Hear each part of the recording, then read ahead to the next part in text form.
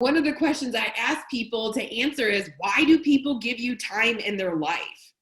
And people are like, I've never thought about that. I'm like, you better go figure that one out, of why they keep showing up for you through the good, the bad, the ugly, even though they don't have time either, because they're super busy too, but yet they keep giving you their time when they say that they don't have it, right? So it's this conflicting statement that needs to be addressed so that we can understand who we are and how we're showing up in this world.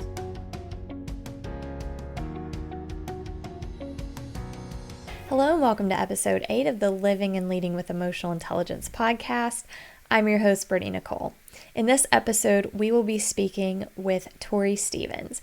Tori is a career coach and a speaker who teaches you how to be present today so you can show up for your future tomorrow. She is the founder and CEO of evolYOUtion, and Tori as a person just brings so much enthusiasm and energy into her work. She's a vibrant and answer-driven woman who challenges the status quo, and I don't think it'll take much time for you to pick up on that in this interview. So within this interview, we're going to be talking about self-awareness. We're going to be talking about things that prevent us from moving forward in our life. We're going to talk about the importance of coaching and the difference between that and mentorship, kind of piggybacking a little bit off of what we've talked about in previous episodes, but the content is new and the way that Tori frames it is so different from anyone else that I've had on the show. So I think you will get immense amounts of information and inspiration from this episode with Tori. So without further ado, here is Tori Stevens. Hello. Hello. Look at your hair. How pretty. Took a shower for you. Jesus. Yeah, I showered too, but I don't think it's paying off. Like our AC is just not keeping up with the heat. Oh no. And like these shirts, like if you hold it up to the light, like I can literally see through the shirt. Yeah. And I remember doing an interview yesterday and there was just sweat. Like I had that icky Oh no. sweat. Just, I was like, oh my God. So. Oh my gosh. How old is your air conditioning unit? We just had this house built 2 years ago. Do you have 1 or 2 units? Like how many square? Oh, okay. Yeah. We have 2. Yeah, and it's not keeping up. Holy crud. No. And I think like Alex was saying that the construction people told us because of all the construction, we needed to clean it out like after 6 months because all the dust from, I guess, the drywall powder and all that. And Sure. we haven't. So Alex is going to get on that now that we're dying, getting right. glossy. I was gonna say, like, your fan is gonna get burnt out, and like that is such just a crappy situation to have to manage. Yeah. Look how long your hair is. Oh my gosh. I got it cut too a couple months ago. Wow. Yeah. That's awesome. Very nice, girl. I love it. Got a little too blonde though. Like I was like, go ahead and do it because I really liked when it was dark here and then had the blonde. But I only get my hair done like once a year. So I was like, just start at the top. So then, 6 months later, it'll be where I want. So how was your trip with your family and your friends? So good. It was so much fun and it was nice to do nothing, which was great. Yeah. Random fact, but water produces negative ions. So my parents live on a lake. So that's why when people get that like calm, peaceful feeling when they're on a lake, it's because it grounds you and stuff. So I literally like conducted podcasts and interviews and like coaching calls from like outside my parents because it was only like 75 with no humidity. That sounds lovely. Great. Yeah, and then we would sleep like a rock at night. But I love how you said I did nothing, and then you're like, yeah, I did podcast and coaching calls. But that's the nothing of entrepreneur life. Oh my God, right? Yeah, and it was like only like 2 days, thankfully, out of like I think it was 9. But yeah, you're right. Like total fair statement. But we're like, oh, it was nothing except it was a whole day. Speaking of grounding, I have been going outside every day with my dog, taking my shoes off and just like playing fetch with him in the yard and just grounding because of that. Yep. I do it all the time. I do coaching calls if it's not on Zoom. Like I'll be like, oh, I don't need Zoom unless you want it and stuff, because I'll go stand out in my front yard and just walk back and forth in the grass and do coaching calls for hours. Nice. Yeah. Yeah. It's a game changer for sure. Yeah. So thank you for this trade-off, by the way. You're so welcome. I'm so excited. It's fun. I think this is like a really good evolution, great word to utilize, because it was literally almost a year in September, because I met you on my 1-year anniversary of being an entrepreneur, and that will happen in middle of September. So what date is that? It's the September 13th. 13th. Okay. I was thinking it was around that. Yeah. Yeah. So it's just fun that like a year later, like here we are, right? We're both at a different point. It's just fun to be able to keep connecting. So yeah, absolutely. And I'm proud of you for getting that great client and having, like honoring yourself and like not taking a different piece of advice than you would give somebody else. Like take it for yourself. That's so important. I need to really block out some time and figure some stuff out. Like I have no clue how many people I've worked with, like not off the top of my head, but I just got another one just told me that she got the job, right? So like they all get the job, or they all, even if they turn down the job, they do it because they understand why they're doing it. And it's really awesome. So I need to like get all that information because I now have that proof. Yeah, that's fantastic. Yeah. So, whenever I saw your Instagram post yesterday, was it yesterday or the day before? I think it was yesterday. Yeah. Yeah. I was like, oh, that is so perfect for this conversation. I'm game. Because I think we oftentimes play the victim, and we also allow fear to hold us back. And I think emotional intelligence has a lot to do with that, because we allow the lack of awareness for why we're holding ourselves back stop us. Right. All right, Tori. So I want you to tell the audience in your own words about yourself. Absolutely.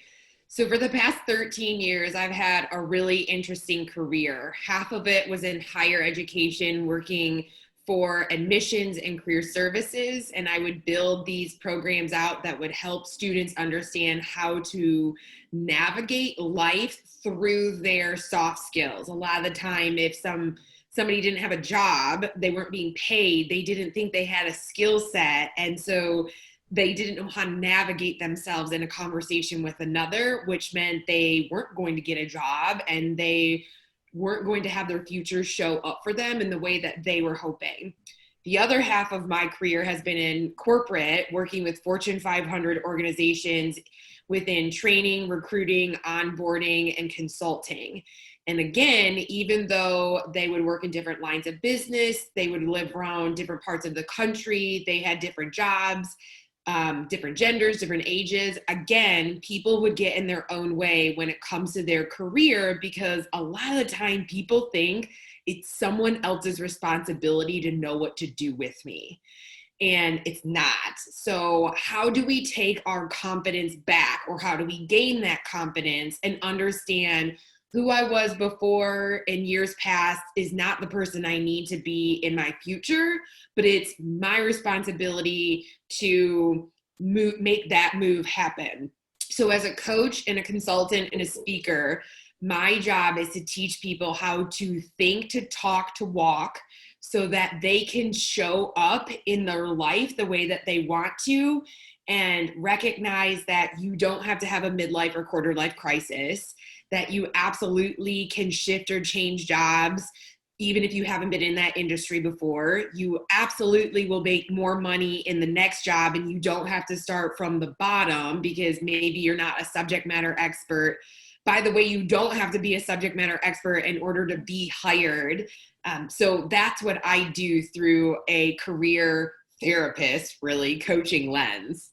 Yeah, I think that, I feel like this stems from our upbringing. We don't really get to know who we are at our core and what we're truly passionate about. And I know there's that, like some people say, well, it's not about passion, right? It's about drive and it's about that grit. But I think it's a combination of both.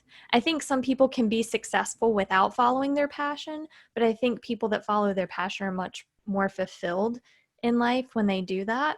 And that's a big component of emotional intelligence too, is bringing that self-awareness into our lives. Instead of being told what to do, what to say, how to think, we then start to question why. So how do you apply self-awareness to your coaching practice? Sure. So talking about generations would be a key component in this. When I do a presentation called How to Thrive in a Multi-Generation Workforce, what I'm really talking about is the environment you grew up in, or the time period that you grew up in, how communication was perceived.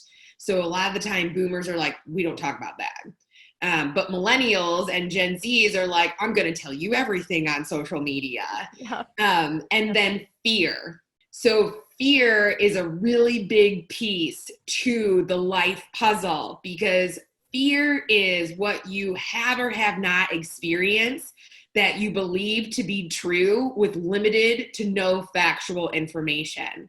Yeah. So what happens is, for example, what you just said, somebody would say that becoming an entrepreneur and leaving a stable corporate job is not a smart idea. If you were to get curious and peel back those onion layers as to why they're saying that, I bet you it's rooted in a couple of things. My mom or dad or aunt and uncle or somebody chose to be an entrepreneur, failed miserably, and lost all their money. Mm-hmm. My brother wants to be an entrepreneur, but he's living in my parents' basement still, and he's just waiting for the right opportunity. So I don't want that lifestyle. Or how am I going to get my benefits because I don't have a stable paycheck? So what's happening is they have seen something in the media, through their environment, through society, they've read about it, and they took that as truth. Now, those things could be true, but the thing is, what you also just did is you put yourself in that person's shoes, and you said, I'm going to walk away from my truth and take somebody else's experience as my truth, and then I'm going to use it as my own. So when we don't get curious and understand that why that you're referring to, we abandon ourselves. Like that's what you find in the Glennon Doyle book from Untamed, is you're choosing to accept somebody else's truth over your own. And that means you shut down curiosity and a growth mindset. And now you're in a scarcity mindset. And I think that happens on both ends of the spectrum, because it can prevent people from pursuing something that they can accomplish if they put in the work, right? Because they think, well, that's automatically going to be a failure. But then on the other end of that spectrum, some people pursue entrepreneurship, for example, looking at other people that seem to be overnight successes and expect that it's going to end up that way too, when that's not the full truth of that person's story. So I think you have to find that happy center with everything, right? There's never just one side to any story or any truth. It's a little bit of everything, and being able to pick and choose what works for you and formulate your own plan. Right. Well, what you're also saying is an expectation. Like I have an expectation, if I do become an entrepreneur, I could be an overnight, or I think I'm going to be an overnight sensation. But then if I do become an entrepreneur and I fail, I've also already got that preconceived notion expectation on me from go. So I'm not going to become an entrepreneur. So my favorite quote that I say to everybody is, when you place an expectation on how other people are supposed to act or behave, you will be burdened. Yeah. And it's because there's an assumption that's being made. And when we decide to let go or let loose on needing to know the end outcome, the assumption, or having a judgment on something, life will really get colorful for you. But if you are so tightly grasping that, you are literally creating limiting beliefs and blinders for yourself and your life, and you already shut down the notion that something else could occur. So it's kind of like if you were to go to CarMax and have $50,000 in your pocket and you had 30 minutes to buy a car, you would be paralyzed with opportunity and you would be really overwhelmed. Yeah. The only thing that you would have to rely on is what you already know that somebody potentially told you or what you saw. But you've never test drove that car before, but you take it as complete truth. Versus if you go get curious and you say, I need more knowledge, wisdom, and information in order to be able to trust my worth and value and to know that how I'm feeling about a certain situation or car or whatever is right for me. And so then what happens is when you go to that car lot and you have 30 minutes and $50,000 in your pocket, you're like, I only want a red car. I only want a car with a sunroof. I only want a car that has 4 doors and not 2 doors. And so then what happens is life starts going like getting really clear for you. And then you're able to focus on that goal because you've done the homework. You didn't try to just go take the test and never practice. Like, you got secure in yourself and created this foundation, which is going to allow you to elevate yourself even faster. So what do you say? And that's so true. I agree 100% with everything you're saying. But what about the person who comes to you and says, well, I just don't have time for that? I think I don't have time for that is the equivalent as an entrepreneur now as when I was in corporate and as a recruiter, and I would hear, I love people, I love helping people. Like both of them are nails on a chalkboard. The reason why that I just don't have time for that is that's a choice that you made. You have the opportunity to choose what gets your attention and what doesn't. And I think that a lot of life answers are in statements that we've utilized and heard in our life, but we've never known the full meaning on how it applies to us. For example, people or things, I think, belong in your life for a reason and a season. I think there are a lot of people, jobs, situations that are living on borrowed, expired seasons in people's lives.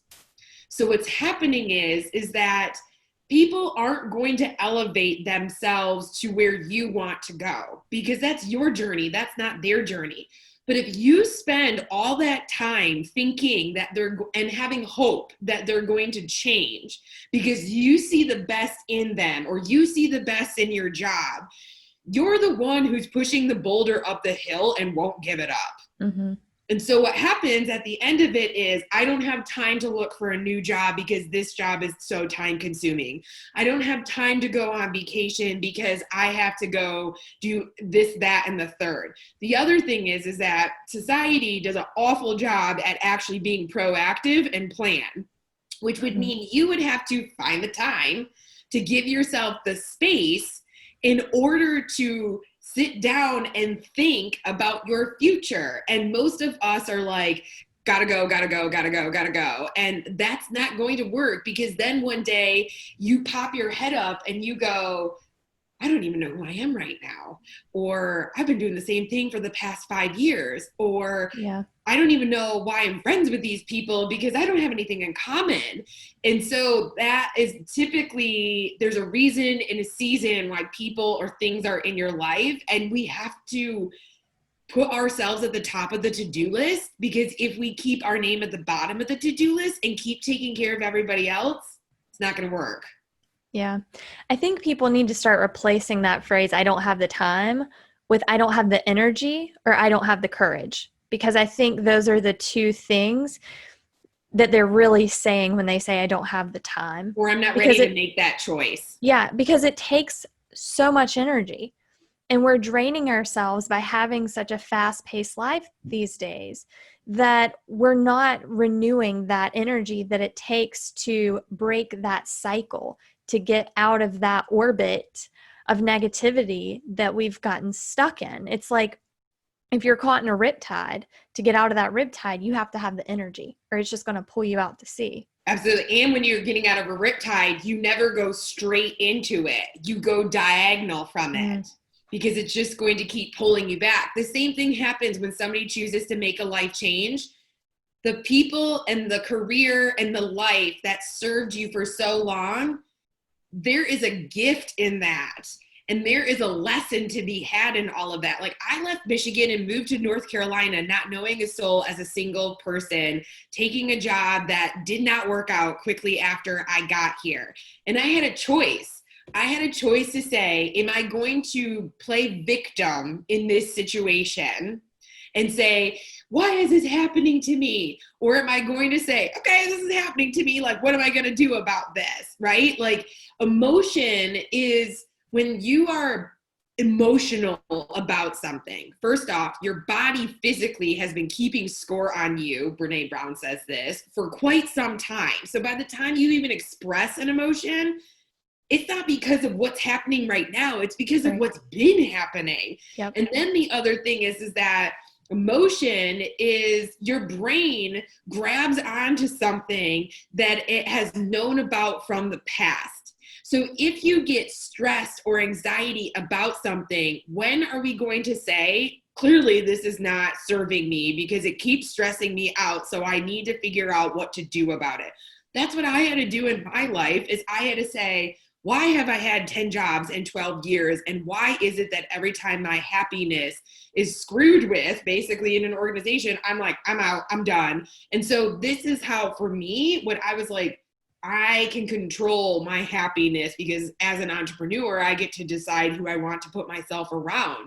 This is my way of taking care of myself per the season of my life that I'm in, and not having a judgment or expectation that this is going to be forever. I don't know. I didn't want to become an entrepreneur. That was never in the plans. Like, when I was in corporate, right? So you just have to take moments in life, like one step at a time, because if you try to create a story that hasn't ever happened, you completely miss the life lessons and goals in that. Yeah.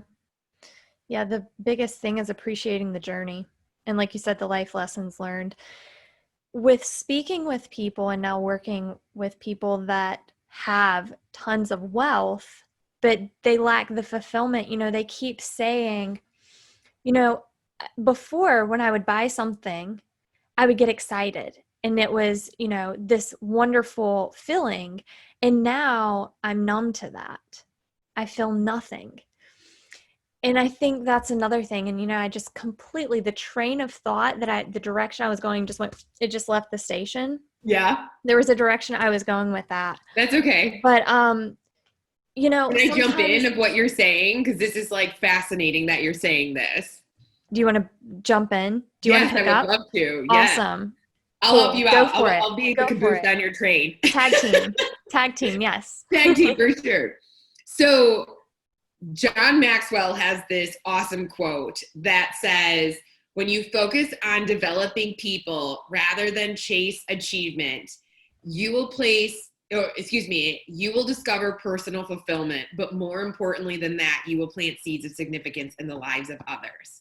So here, yes. It just came back. Okay, good, go. It just came back. Yeah, so the journey is what you should focus on, because whenever you have all that money, and it's so easy to get whatever you want, and it has nothing to do with money either. It's like, if you did not have to work to get to where you are, whether that's in your career or financially, obtaining anything easily, there's no reward to that. You didn't have to work for it. But it's just like when we had to wait as kids for a birthday or for Christmas or whatever the season was where you get a gift, you anticipated that. And when you got it, you appreciated it so much more because you had to wait for it. Or if you had to do so many chores around the house before you could use your money to go buy something versus it being handed to you.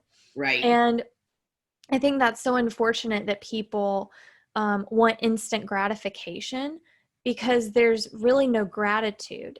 It's instant gratification, but there's no gratitude that comes with that because you didn't work for it. Yeah. So I call that a caffeine high or a sugar high. Dopamine. It's a dopamine rush. Yeah, absolutely. Yeah. So it's like, right. So it's like Ooh, that gave me a great feeling and it dropped off, so I need to do it again. Ooh, that gave me, and so what happens is a midlife or a quarter life crisis, you see it because it's associated somebody's career, right? New car, new job, bigger title, more money, change places, new relationship, new clothing, new. And so what's happening is we as a society have been trained. There's a conditioning, a habit that we keep perpetuating, which is the what factor versus the why and the how factor. So when you focus on achievement, which normally comes in tangible things, you're holding the what in your hand. And so then there is ego involved in that. The bigger house that you have, the more costly it is, the more money that you have, right? So there's all this like ripple effect. But I work with boomers all the time and they say, I don't know what legacy I'm leaving in this world. I know the job that I can do really well, but I don't know how or why I'm contributing to this organization. They don't get it. And so when I'm working with people from a career perspective, it is helping somebody understand the role that you play at work and the identity of who you are as a person are not muddled together. It is two separate things that need to run parallel together. And your identity shouldn't be changing per job or per person that you're talking to.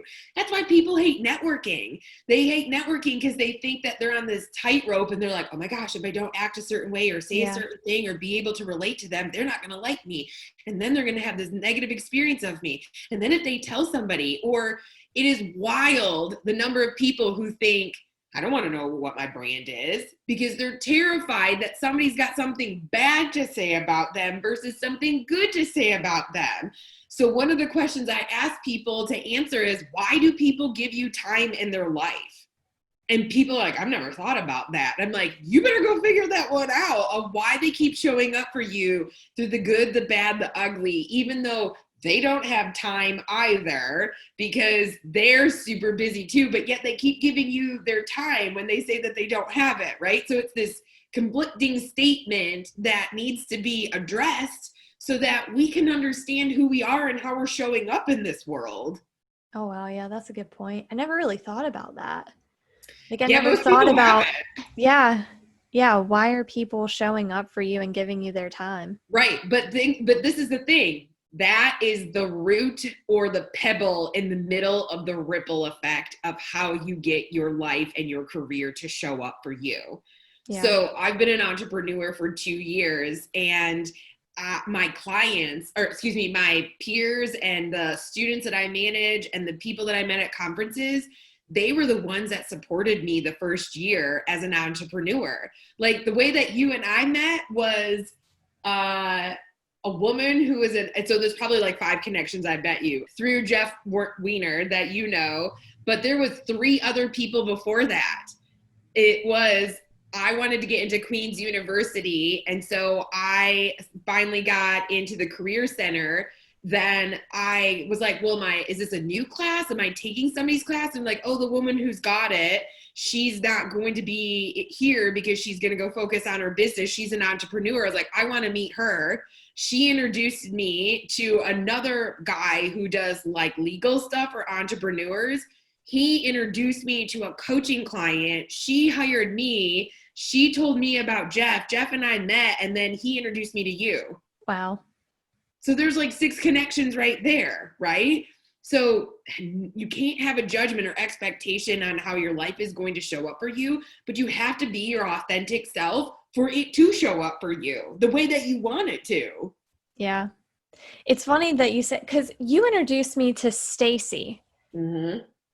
But before you introduced me to Stacy, someone else had mentioned Stacy to me at Wells Fargo. So I couldn't remember anyways, but it is crazy how like all these things come together and mesh. And I think being your authentic self, because I know you talk about being your authentic self, that's so important, because when I first started, or when I first went into corporate, it was all about what can I do to move up the ladder?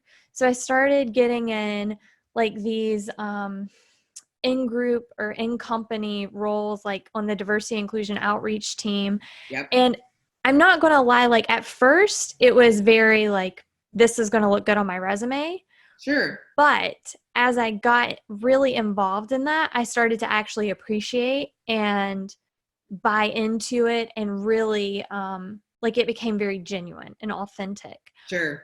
But how do you coach people? Because I feel like you can't teach people how to be authentic. How do you teach them to find themselves so they can be that authentic person to others and not who they think they should be? Sure. So I would put that you aren't going to feel authentic if you don't have internal confidence in yourself. Like that feels like the path to me. So when I'm teaching people through coaching, my coaching packages are 3 to 4 months. And it's because change does not occur overnight and you have to put in the work, because we have to break some habits. Well, we have to identify habits, to break the habits, to make new ones, to be able to have the time to practice them. So a bad habit that people have is negative self-talk. If you have negative self-talk, you are never going to feel confident / be your authentic self in a room where you don't feel secure in. And if your brain was meant for survival and safety, it doesn't want to take a risk. So what we have to do is we have to recognize that we can control uncertainty. So how do we do that? We need to understand the layers of ourselves for how we are right now, like who we are right now. Well, past behavior is the best predictor of future behavior. And we are always thinking about the future. So we need to put that in the present moment and begin with the end in mind. So what I do is I teach people through 1-hour coaching sessions. I'm able to showcase and make them aware when they're talking out of both sides of their mouth. That's how you start this. Yeah, you've done that with me before too. Yes. So for example, for anybody listening that's going like, what the heck did she just say? Is simple example. I am so not a fan of this job. I know I would be really great at doing another job, but I just feel like if I went to go do another job, I wouldn't make the amount of money that I'm making right now. And so but I don't like this job. It's that back and forth. It's you leaning on something from the past that you've used as a story of like, yep, this is truth according to me. And you then talking out of the other side of the mouth of the thing you know to be true about you, but you won't do it. So this conflict, right? So if you've got, let's say that future is a plus and past is a minus, no bad or different, right? It's just, didn't you just like neutral out? Which means you're not going anywhere. So you're just going to repeat again and again and again. And sooner or later, that becomes a habit. That becomes conditioning. And then you don't even think about it. You just literally say, yeah, I want a new job, but I don't know if I'm going to get it. So I'm not going to apply to it, even though I'm not happy. And you just move on. And I think that kind of connects to paralysis by analysis, right? I would call it, or paralyzed with opportunity. So, same kind of thing, but you're going, I see all this opportunity that I want to do with my life, but I don't know where to start. And then here's the caveat to this. Society, according to the past, if you were to ask especially like an older generation, is we don't talk about that. Mm-hmm. You should be grateful. You should just stay where you're at. You should just wait your turn. If you don't get if you don't get a vertical move that you're making more, you shouldn't do that. So what happens is we're getting all these conflicting messages. But the thing is that I always tell people is before you ask for anybody else's opinion, you better understand what your own opinion is. And then you should understand why you're even asking that person's opinion. So let's talk about that. Asking, because, we're both members of the Pink Mentor Network, and you introduced me again to Stacy. And the thing that I love about Stacy is she will tell you, find that mentor, but also realize like mentors bring their own experience and advice, and they're basing that advice off of what's worked for them. Yep. And that doesn't necessarily mean it's going to work for you. So when you coach people, what is the difference? Because people sometimes don't get the difference between advising someone and coaching someone. And there's a huge difference on that. So how do you coach people versus advise them? And I would throw in mentorship too. So mentorship is you have a specific example or question that you would like the perspective of another per their lens that they have per their past situation or their view via forward situation. Advice is based in emotion. Mm-hmm. So when you ask for somebody's advice, like when I was leaving Michigan, oh my gosh, like I should have kept a running tally. Should I leave Michigan or shouldn't I leave Michigan? It would have been more no's that I shouldn't have left Michigan versus yeses. And then, but if you ask, so why shouldn't I leave Michigan? You get curious and you ask. I always tell people that if you ask for somebody's opinion, you better ask follow-up questions, and they should start from a who, what, where, when, why, and how perspective. Why do you think I shouldn't leave Michigan? When do you think is a better time for me to do it? What do you think is going to happen if I leave Michigan? How is this an important decision to your life? Whatever it is, right? Get curious. And here's what you're going to find out. Society or environment has got a lot of fear in it. Oh, I once left Michigan and it didn't work out well. And then I came back and I really miss my family. And I think that's what's going to happen to you. Mm-hmm. That's an opinion. That's an emotional opinion on that person's life, right? 7 billion people on this planet. Unless you're a twin, there's not another one of you, right? An identical twin. So that's the beauty. That's what diversity and inclusion is in my eyes. To its root is honoring and recognizing that everybody's got something to say, but it's your path, and the way that you choose to operate your path in life just makes this world a better place. So coaching is lighting a fire under somebody and calling them out for what they've been saying and giving them the tools to have them make their decisions work for them. So for example, this past week, I have 2 people that have received well-off offers on jobs that they have wanted. Yet one of them has always been curious about becoming an entrepreneur. But she's in her 30s and she's never been an entrepreneur. And according to society, that's really scary, right? That you probably aren't going to make it, within your first year and all these statistics and whatnot. But this burning desire keeps coming out of her mouth. I know that corporate is really stable, but I can't give up the notion that I want to work as an entrepreneur. Talking out of both sides of her mouth, right? Mm-hmm. She has to understand that she has to trust herself before she trusts another. That's Brené Brown, right? The anatomy of trust is you have to trust yourself before you trust another. A coach has to be unemotional, unbiased, and third-party perspective. It's her life. It's not my life. Yeah. So throughout the past couple of weeks, she's had this offer on the table. She and I have to talk it out. I can't say to her, you should take this or you shouldn't do this. That's right. Her. But I have to be there as a sounding board, because the other thing is, as a coach, my job is to catch you, help you, and release you.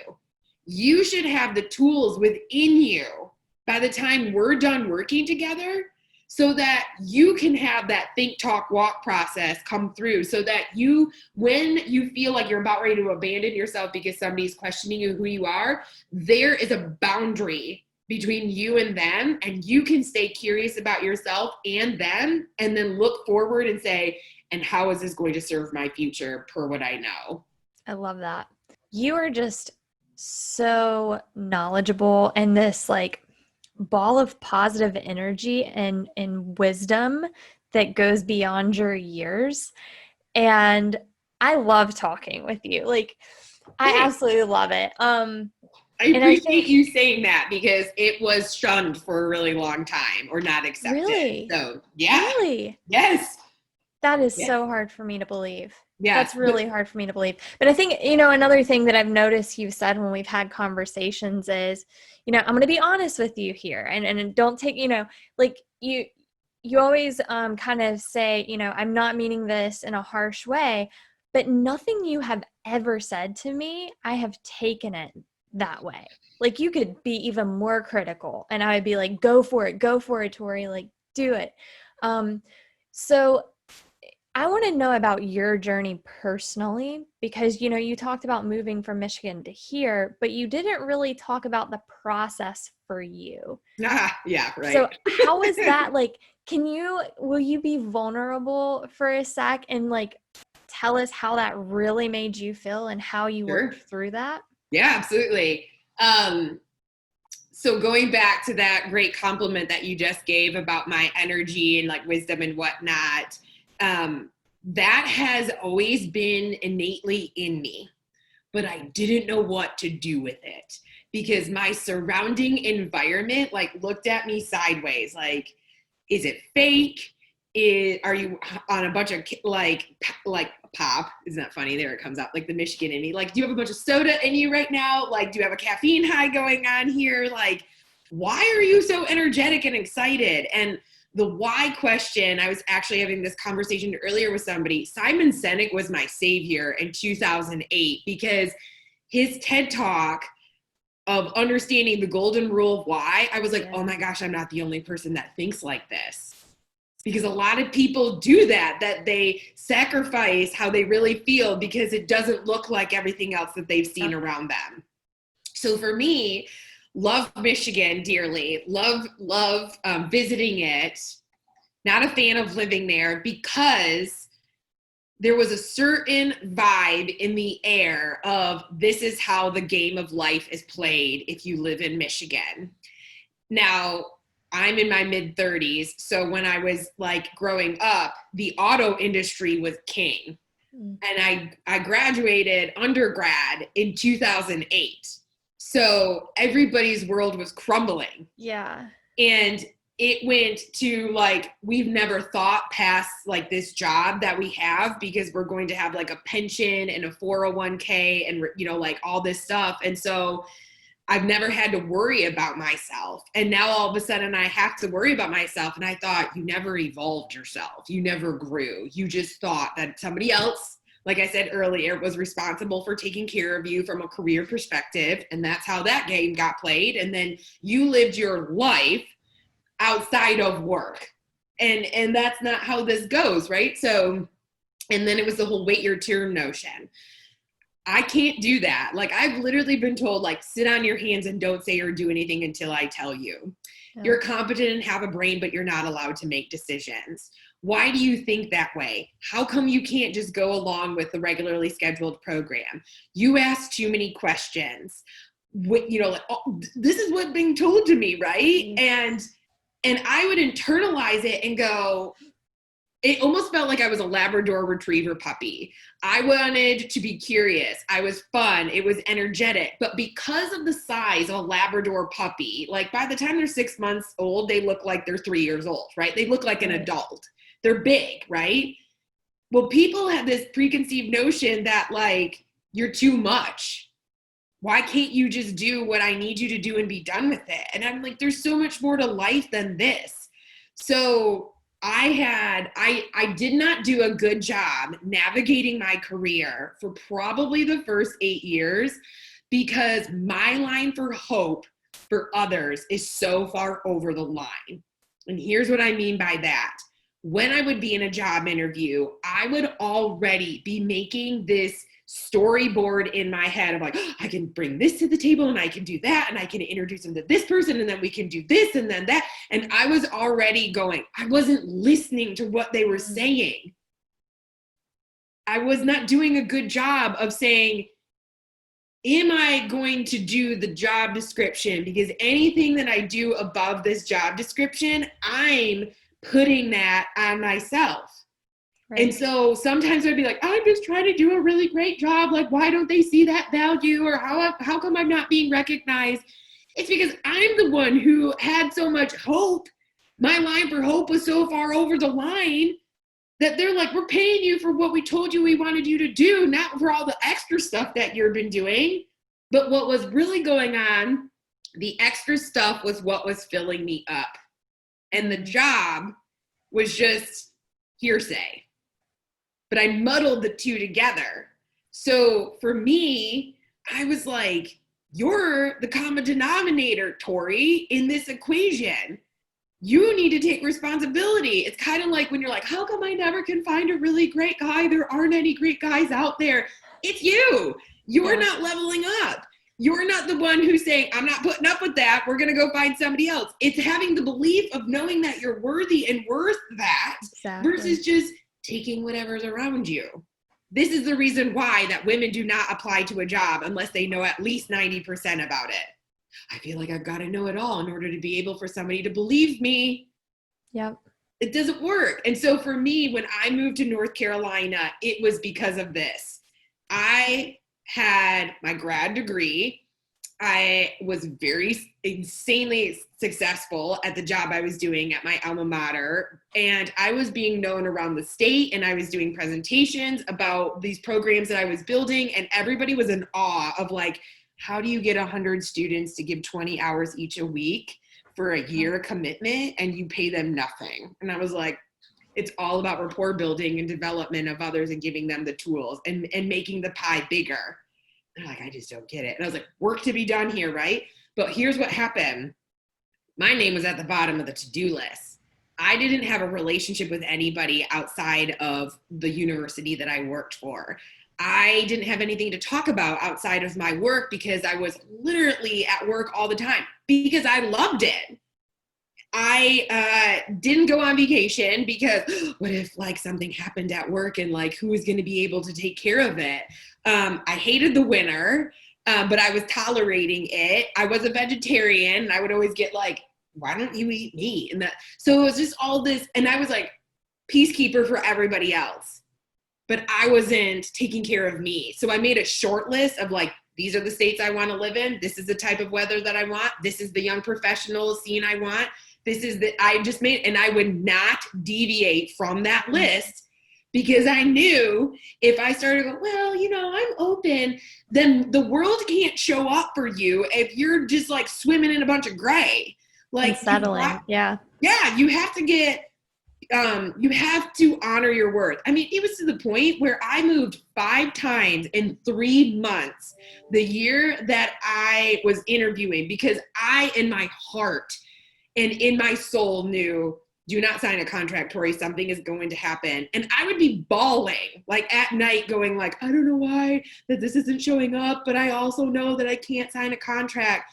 And then I got this Facebook message from a guy that I met 2 years prior from a conference who said, you know, I see you flying around the country. Do you want to come visit Charlotte? And I'm like, I don't know you, dude. And I got on a plane. And when I got here, I got a phone call from UNC Charlotte that said, you applied to this job 6 months ago. We're so sorry. We're behind. Are you still available? I also found that job because somebody I worked with years ago, their uncle worked at Old Dominion, and they were like, I'll keep my eyes and ears open for you. I don't remember applying to that job. And so then I was like, okay, well, here's a good sign. And then I met this woman through this guy who said, oh, I need somebody to rent my fully furnished condo starting in a month from now. So like, if this works out, you can stay there. And I moved down 2 weeks later and it all worked out. And then the job was not good, right? And then I had to figure out life that way. But the domino effects lined up. And I just, the minute that happened, I was like, okay, here it comes. Like it's a feeling, right? Because you're not abandoning yourself because you've been clear from go, because you got curious, you gained clarity, you have the certainty in you, you trust yourself, and you know that this is just a life chapter. If this doesn't work out, I can do this again. But if I play victim, why is this happening to me? You're going to repeat the lesson because you did not learn it the first time. Yeah. And I think sometimes, because, you know, that can be a very scary thing, right? To step out of your comfort zone like that. But then when you think about it and say, no, I'm feeling excited, because those two feelings can be very similar. And so just changing that perspective and saying, no, this is excitement for a new adventure in my life. And this is going to work out. Right. So your emotion beforehand in the past, like when it felt that like anxiety feeling, it was like fear, fear, fear, hunker down, hunker down. You have to go, am I in fear right now? Or am I really excited right now? I'm actually really excited. And you have to retrain your brain. No, love, this is excitement that we're feeling. This isn't fear that we're feeling. Oh, okay. And it's going to take some time. And it's not going to be perfect. And that's the thing is everybody's like, I got to get to the end result. I got to get to the end result. You're going to miss the journey. Your entire life is your journey and there's no ending in it. Like you're in control of that for the most part. But look at any great movie out there, whether it's adventure or a love story, there's always drama. There's always tragedy, whether it's a large tragedy or small tragedy, but it's part of the journey. Well, how much right? do you learn when everything is roses and comfort? You learn nothing and you appreciate nothing. Absolutely. And here's the thing. When you feel uncomfortable, that is growth. Mm-hmm. You were given that because you're ready for it. Like when people come in, again, when people come into your life for a reason or a season, there is a reason why that awareness was enhanced for you two to meet, right? And so the thing is that if you honor your truth, you have the opportunity to plant seeds of significance in the lives of others. You and I would have never met if I didn't choose to become an entrepreneur. Yeah. Or we would have just met through Pink Mentor and be like, oh, like I'm a part of corporate. I don't know. I didn't do any of that stuff when I was in corporate, right? So probably the likelihood of us having this conversation would not have happened if I didn't become an entrepreneur and you didn't become an entrepreneur. And then you introduced me to Tim with Sandler Cells, which helped me, and yeah, I mean, I agree. I think there's a purpose to everything. And I never used to believe that. I was like, things just happen. But too many things happen where I look back. And I guess you could say, well, you assign meaning to everything in life. But even if that's true, that means that you're learning from those experiences and they've led you to where you are today. It doesn't matter whether you're faith-based or not. There's a purpose. There is something to learn from every experience in life. Absolutely. And that's saying learn to get comfortable with the what is it? Is that how it is? Yeah, learn to get comfortable with the uncomfortable. I never really understood that until, a few years ago. And then you just expand that. It's like stretching. Right. That's exactly what I was going to say. Like for me, my comfort zone is really wide. I coach, I teach, I consult, and I speak. People would say, pick a lane, Tori, but for me, it totally works. But here's the deal. That ripple is really wide because the theme is career and identity and role, right? So, but the conversation we're having is no different than a coaching conversation.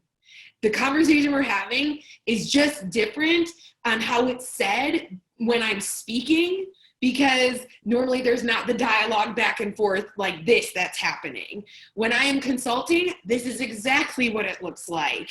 It's a dialogue. So my comfort zone is wide, but I choose to go learn more things that are applicable to me. Like, so for example, I did love coaching. I didn't even know that exists, but it was more the mindset of understanding who you are from a relationship perspective, not a matchmaker. Like all that head trash that we all have about relationships and stuff, like that's got to come out. I do the same thing from a career perspective.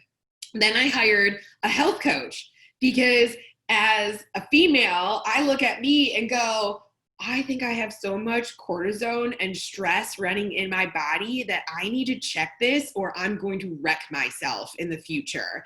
And so these things that I do and choose to get curious and uncomfortable with and recognize I don't need to be the subject matter expert. That's somebody else's job. That's how I honor that person, is by, honoring the gifts that they have.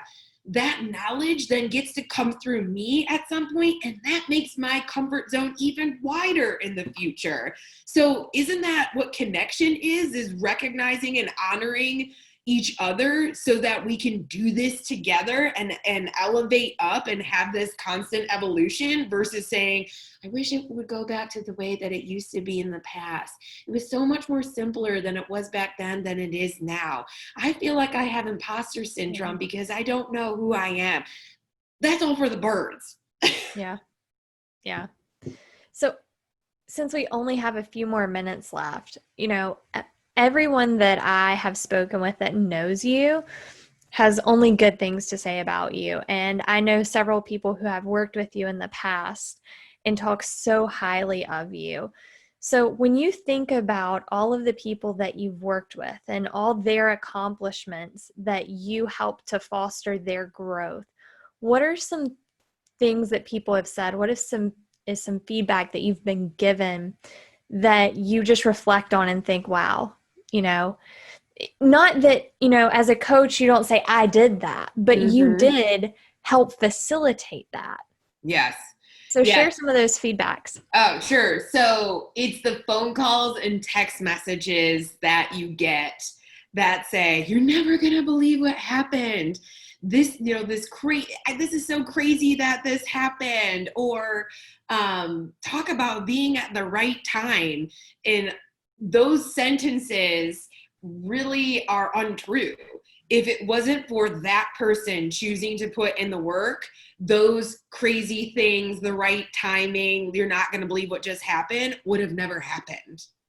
So,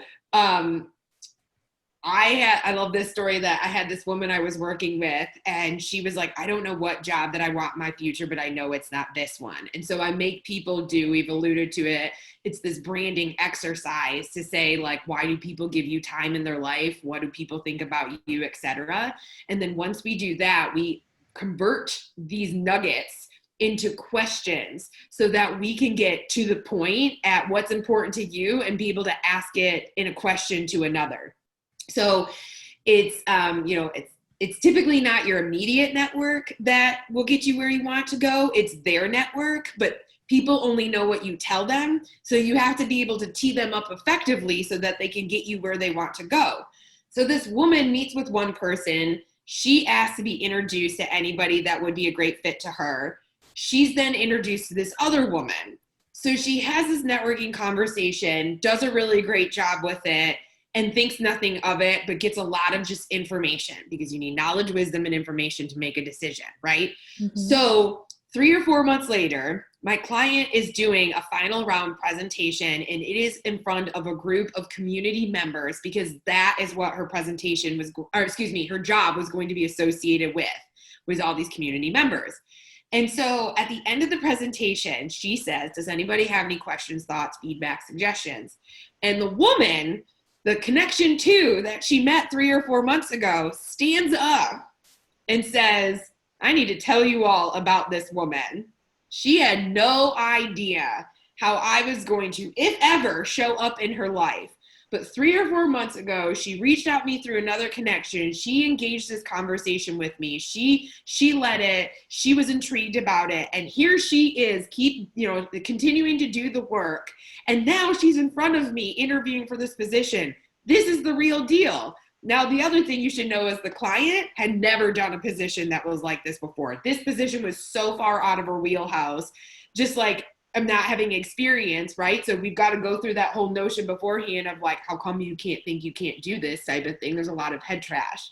So I just give that as an example because I got the phone call that said like, you're not going to believe this story, right? Happens all the time. It is, if there's less than 6 degrees of separation between me and Kevin Bacon, right? Why would not like show up for you and to have that connection factor? So that's really cool. I'm very proud when people choose to go after the dollar amount that they really want versus what they were given in a job offer.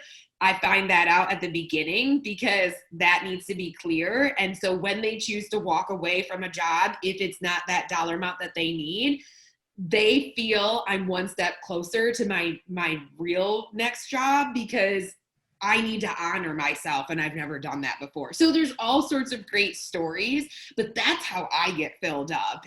But I can't have a judgment or expectation of when it's going to happen. Yeah. Or it's just such an interesting way of getting repaid. And it's the most like humbling, like kind way that I could ever think of, knowing again and again that I am on my right path and this work that I'm doing is serving this world. That's awesome. So how can people find you? Sure. So my company is spelled a little different. It has the word you, Y-O-U in the middle. So it's EVOLYOUTION. I say that because you can find me on Facebook, LinkedIn, and Instagram, or you can look me up on LinkedIn. Don't engage with me because you don't think you can't get anything now. Like that's where I get to plant seeds of significance in you. I'm always here for you. And if people only know what you tell them and I don't know anything about you, I can't help you, or nobody can help you at that point. So I offer a free 30-minute consultation to people too. It's just a conversation. To be able to bounce ideas off or whatnot. And This is how I show up for you, with also a list of podcasts and references that you can go do homework on until you're ready to make a move. And I think what's key is, so many people, and I've been there myself, like, but I don't have the money to invest. But here's the thing that I have found is that, and I have taken out loans for my business, right? When I didn't have the money, I took out loans because I know the importance of investing in myself in order to get something out of that. And it has been worth it. Absolutely.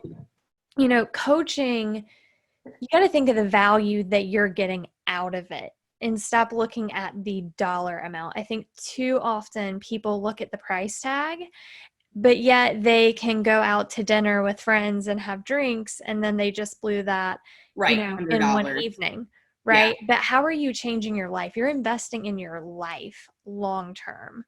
So Absolutely. I think that's so important. But I will put all of your information in the description too. Your website is phenomenal. And I think when people go to your website, people will see you. I mean, when you go to your website, it's like, yep, that's Tori. I want to work with her. Absolutely. And so Sarah Wells, who does Swell Design, she did it, and it was very much of a partnership. Again, it doesn't happen overnight. It's an evolving process, but it's really fun because a lot of people will find me on my website, evolYOUtion.net, and they'll say, you've already provided me hope and I haven't even talked to you yet. Yeah. Because I'm saying what's in their head, and then I'm saying to them, and there is totally an answer / solution for this. Like, you don't have to suffer in that. 100%. Well, thank you so much. It's been fun to interview you. Oh my gosh.